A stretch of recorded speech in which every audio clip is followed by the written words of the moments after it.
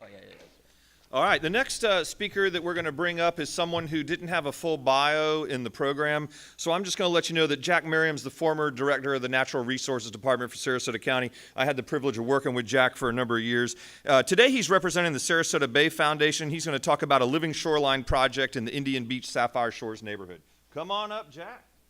You got it, man. Come on up.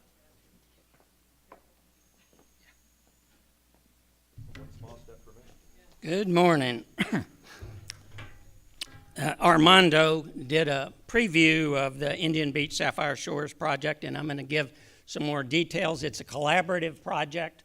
All of those entities there are contributing, supporting the project.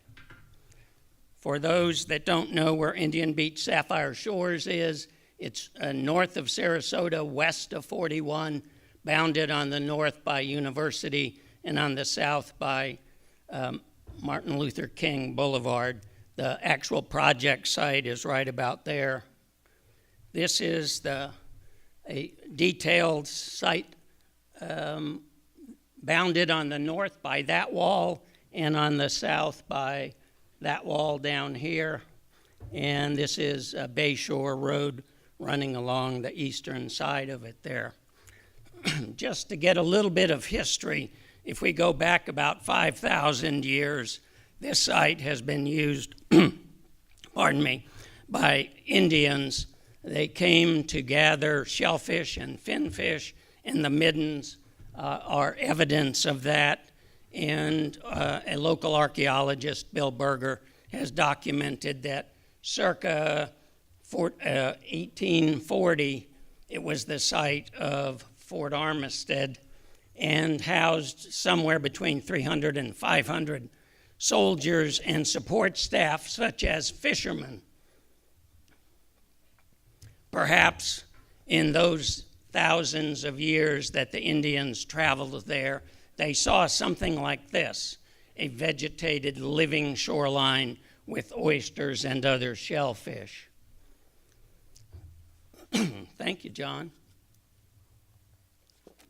Our proposed project will sequester nutrients and carbon, and blue carbon, which is the carbon sequestered in the ocean and in our coastal environments such as mangrove swamps.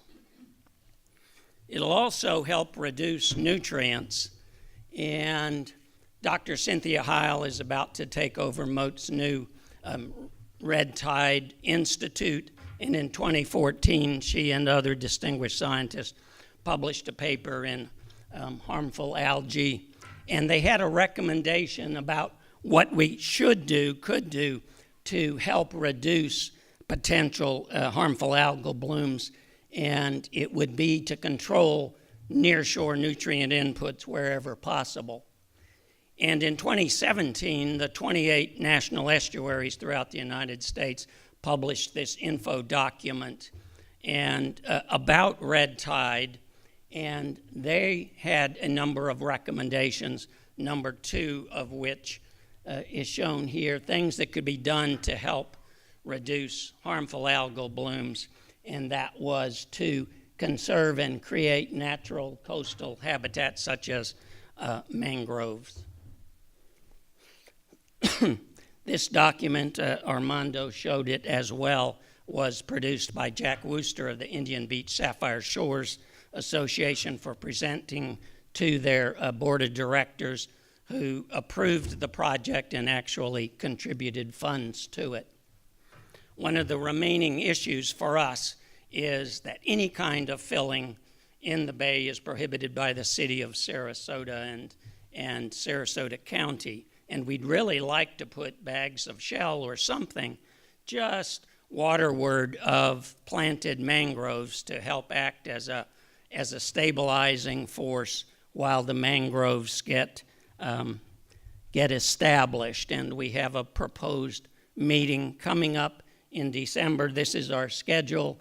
December, we'll be meeting with the city of Sarasota staff to talk about what we can do to facilitate that. Not only for our project, we are trying to show private individuals and others how they too might be able to replace perhaps a seawall with a living shoreline. And we hope to start planting in the spring when we have low water. And we will probably start on the north end there to try and avoid the city of Sarasota's repairs to a failing seawall. This is an aerial shot of the south end of the project. This is an interlocking wall. It's failing right here. This is the north end.